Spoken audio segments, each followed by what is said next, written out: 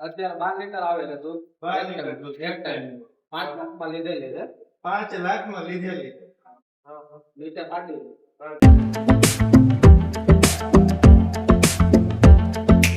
દૈરાન રામ રામ ને સીતારામ કી દૈરો બધી મજામાં, અમે તો એકદમ મજામાં. તો મિત્રો અટાણે આપણી માંગરોળની બાજુમાં આવ્યો તબેલાના શૂટિંગ માટે.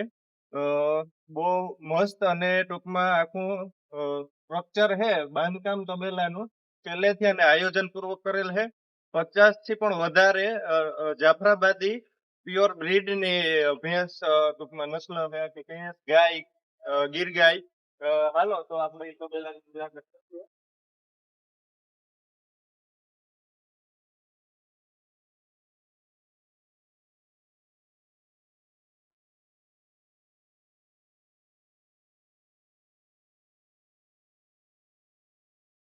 ને અત્યારે તબેલાને આજે ટૂંકમાં સાફ સફાઈ નું કામકાજ ચાલે અને હાલો તો આપણે જોઈએ.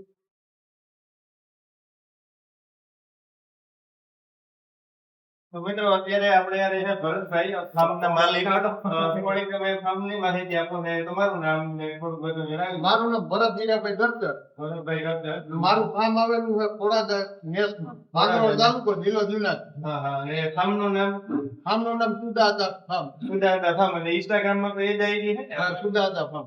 સુદાતા ફાર્મ. અને ભરતભાઈનો તબેલો બહુ જોરદાર છે. કુલ કેટલા પશુ છે ભરતભાઈ? અત્યારે મારી આગળ 25 ભેંસ છે ને 8-10 ગાય છે. 8-10 ગાય. અને જાફરાબાદી નસ્લની બધી જાફરાબાદી નથી. તો આ ભાઈ છે એ ટૂંકમાં આખું ફાર્મનું અને ગાય ભેંસોનું બધું સંભાળ કરે. તો એ ભાઈ આપણે થોડીક વધારે માહિતી આપીએ. જય માતાજી. જેમ તો એ તમારા ફાર્મની થોડીક તમે માહિતી આપો તો અમને. અમારા ભાઈઓ છે એમાં ચાલુ છે. ગીર ગાયો છે. 8-10 લીટર દૂધ વાળી રાખે છે. 8-10 લીટર દૂધ. અત્યારે આ લાભોઈ છે. એટલે આ ગોવા છે. એટલે લાભોઈ. હા. તમારું તબેલો બહુ જોરદાર છે ભાઈ. લોકેશન અને સ્ટ્રક્ચર બધું છે તમે આયોજન પૂર્વક જ આ કરેલું છે ને પહેલેથી આપણે નકશો કરી. હા 10 ગાય છે. મિત્રો તમે જોવો એકબીજાને છે ને ટૂંકમાં નજીક બાંધેલ છે પણ તો એ મારો આ કે આ કેટલી પ્રશ્ન નથી તો આપણે છે એ સિંહો અથવા તો ગાયો છે એ બાદ મારવાનો થોડો પ્રશ્ન આવે. રીંગણા આ વાત કાંઈ ખોટું નથી. અને આ બાજુ છે ફરજ ભેરું છે અને પંખાની બધી સુવિધા છે. બહુ જાફરાબાદી અને એવી ભેંસ છે ટૂંકમાં વેઇટ સ્ટ્રક્ચર બધી રીતે. તો આ ભેંસની થોડીક માહિતી. આ ભેંસને અત્યારે 12 લીટર આવે છે દૂધ. 12 લીટર દૂધ એક ટાઈમ 5 લાખમાં લીધેલી છે. 5 લાખમાં લીધેલી. નીચે કાઢી. ગોલી બાજુ. અને કેટલાકમાં વેતનમાં આવે? અત્યારે વેતન ત્રીજું વેતન. ત્રીજું વેતન. અને 5 લાખમાં ક્યાંથી? 7 લાખમાં એ બાજુના ગામમાંથી બધું. તો મિત્રો ભેંસ એટલે કઈ ઘટતું ને બધી રીતે લંગાડીમાં શરીરમાં બધી રીતે એવી ભેંસ છે. કેટલું ભાઈ આપણું તબેલા પૂરું દૂધ કેટલા દૂધ 200 લીટર જેવું થઈ જાય. 150 લીટર એટલું એક ટાઈમ. એક ટાઈમ. બે ટાઈમ 300 લીટર આસપાસ દૂધ 25-30 જેવા જોવા લીધા. 25-30. તો પછી આ શું છે બધું તમારું બહુ મોટો અને આખો બહુ મસ્ત તબેલો છે. તો દોવાનું મશીન છે કે હાથથી? ના હું દઉં એટલો હાથથી. અત્યારે બધી દવા છે. તો પછી તમે એટલો દવા એકલા બધી ભેંસને ટૂંકમાં અંદાજે સરેરાશ દૂધ કેટલું? 9 લીટર ઉપર 9-10 લીટર 9-10 લીટર બધી જાફરાબાદી છે. બધી જો આવે અત્યારે 10 લીટર આવે એક ટાઈમ. એક ટાઈમ 10 લીટર દૂધ. આ તો ભેંસ બહુ જોરદાર છે.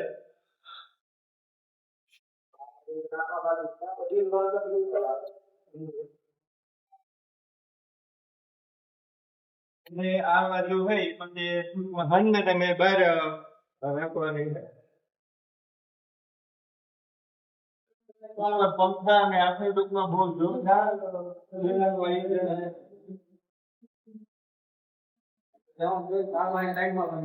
જેને હા જેના કઈ ટૂંકમાં પાડી અથવા તો પાડો છે એ ખાઈના મજા આવે. એટલે અમારે બની છે કે નહીં? આ ભરી છે હવે એ બધી નાખવા માટે બની નહીં આપે છે. આ બધી નાખવા આપણે તો જે આપણા તબેલો તમે જોતા હે ને ઈટા ટૂંકો એટલો જ કહેવાય. આ તબેલાને જોઈએ ને તો એટલો જ કહેવાય. તો આયા તબેલામાં કુલ કેટલા માણસો કામ કરતા હશે? આમ તો અત્યારે 4 જણા કામ કરે. ચાર જણા. જોવા વાળાનો એક જ છે. જોવાનો તો એક જ. હા. હા, હા. આમ તો નાનો વાલી જોઈ બધા બીજા માણસો છે, 3 જણા. હા.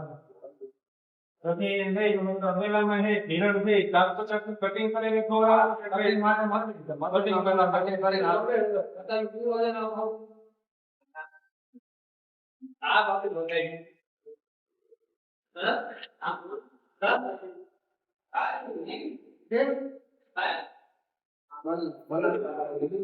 અઢી મહિનાની છે. 5 લીટર દૂધ આવે.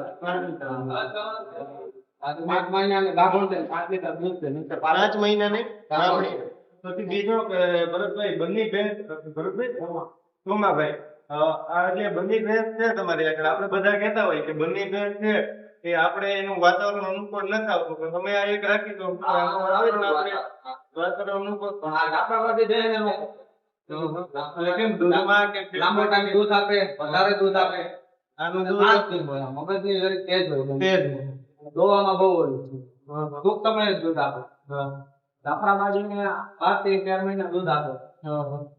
પછી હે તો આ એટલા પશુ હે તો જ્યારે હીટમાં ગરમીમાં આવે ત્યારે આ થમનો એકમાં પાંડો છે કે બીજા અમુક ભેંસોને બીજતા જ મૂકે. બાજુ પાંડો છે રાખા બાજુ. આ એનું નામ છે બોલું. પાંડો પણ સારા કામ વર્ષનો છે.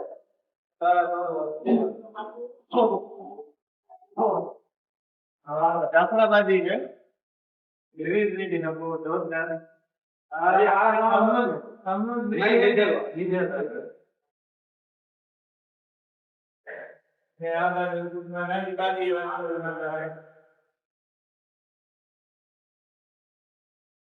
આ બાજુ આખું જોયું છે પાણી પીવાનું છે અત્યારે જો અને ચાપ કલરમાં બન્યું છે.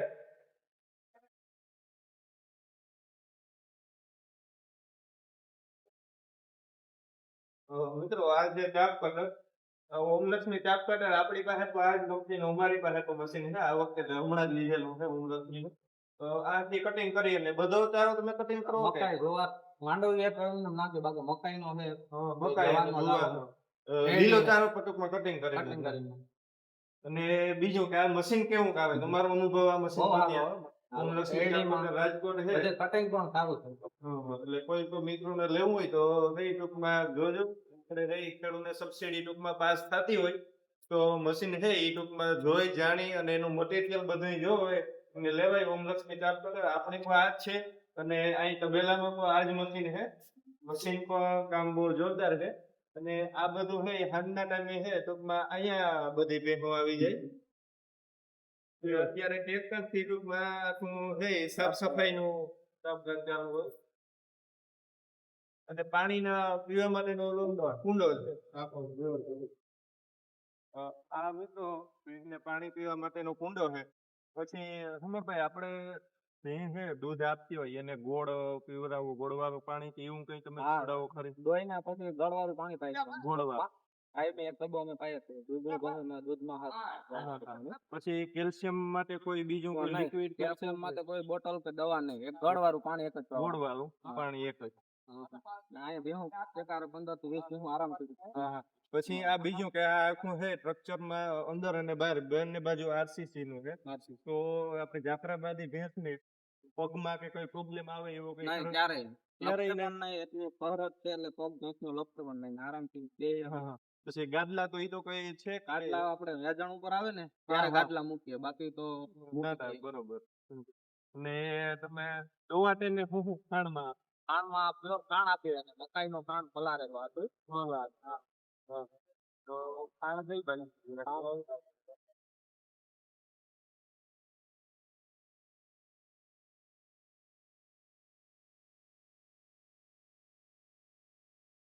આ બીજો આખો નાનો વિભાગ છે. આ ખાણામાં આમાં કેવો માણસ પલાળીને મકાઈ આપવાની. ધોવાની વાર હોય ને અડધી કલાકની આ પલાળી દીધી પછી મકાઈ કોઈ નહીં નાખે. આ જો આ કઈ ખાલી કોથળા છે ખાંડની આખી ગાડી જ આવે કે ગાડી આવે આખી ગાડી મહિનામાં 80 ગુણ થતું હોય. 80 ગુણ. મોકા છે કે એવું કે એવું મકાઈ કઈ તો દસ માણસ કહેવાય. દૂધમાં ખોળ અને મકાઈ ખોળ.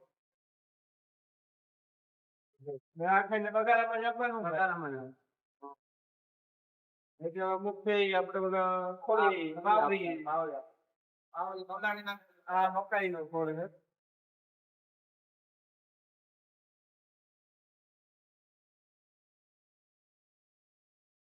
હવે મિત્રો આપણે હે ફાર્મનો ટૂંકમાં ઉપરથી નજારો જોઈએ તો બહુ મસ્ત અને જોરદાર ફાર્મ છે. આખું ટૂંકમાં આયોજનપૂર્વક બનાવેલું છે અને લોકેશન પર જોરદાર છે. ટૂંકમાં નારિયેળીના બગીચાની વચ્ચે જ આ ફાર્મ છે, સુદાતા ફાર્મ ખોડાદા. આ બાજુ છે નારિયેળીનો બગીચો છે.